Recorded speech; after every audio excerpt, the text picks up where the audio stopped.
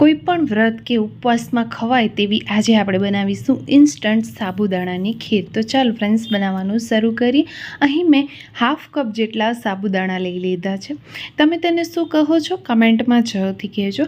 હવે એ સાબુદાણાને સાફ પાણીથી ધોઈ અને ત્યાર પછી તેનામાં પાણી ઉમેરી દઈશું અને કલાક માટે તેને પલાળી મૂકશું। ત્યાર પછી અહીં એક કડાઈઓ લઈ લેવાનો છે। કડાઈમાં આપણે 1 ચમચી જેટલું देसी घी उमेरी देशुं। तेनामां आपणे काजू बदामने एड करी देशुं। हवे आ काजू बदामने आपणे घी में तळवाना छे।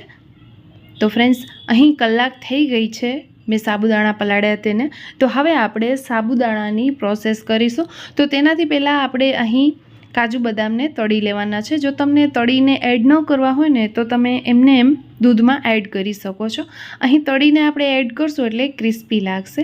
हवे आपणे अहीं ए ज कड़ाईयामां दूध उमेरी देवानुं छे। तो अहीं हूँ 1/2 लीटर जेटलो दूध उमेरी दईश। तमने थोड़ो वधारे उमेरवो होय तो पण तमे उमेरी शको छो, कारण के आपणे नाना कप जेटला साबुदाणा लीधा है तो ते तेना मापथी डबल थाय एटला माटे आपणे थोड़ुं दूध वधारे लेवुं होय तो तमे वधारे लई शको छो। जो तमने घाटी खीर जोईती होय तो दूध ओछुं वापरवानुं, नहींतर दूध तमे वधारे लई शको छो। हवे अहीं तमे जोई शको छो कि साबुदाणा सरस एवा पलળી गया है। तो हवे तेने आपणे पाणी समेत ज उमेरी देवाना छे। तो अहीं साबुदाणामां उपर सुधी पाणी रहे तेटલું આપણે પાણી ઉમેરી અને કલાકવાર માટે પલાળી મૂક્યા હતા। હવે પાણી સમેત આપણે દૂધમાં સાબુદાણા ઉમેરી દીધા છે। એક વખત તેને ચલાવી લેશું। વચ્ચે વચ્ચે આપણે ચલાવતું રહેવાનું જેથી કરીને સાબુદાણા જે છે એ તળિયું ના પકડે।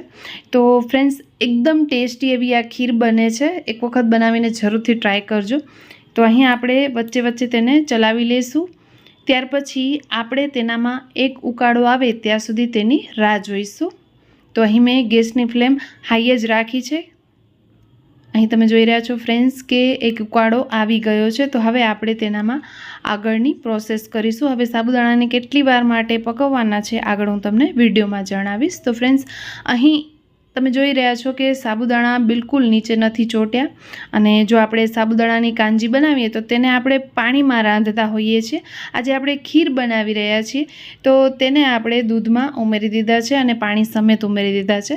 હવે મેં અહીં ચપટી જેટલી ઉમેરી દીધી છે એલચી।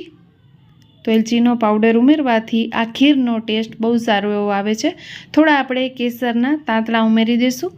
તમને કોઈ ફૂડ કલર ઉમેરવો હોય તો એ પણ તમે ઉમેરી શકો છો। જો તમારા પાસે કેસર અવેલેબલ ન હોય તો મિક્સ કરી દઈશું। ત્યાર પછી આ સાબુદાણાની ખીરમાં આપણે ખાંડ ઉમેરીશું। તો ખાંડ આપણે ક્વોન્ટિટી પ્રમાણે ઉમેરવાની છે।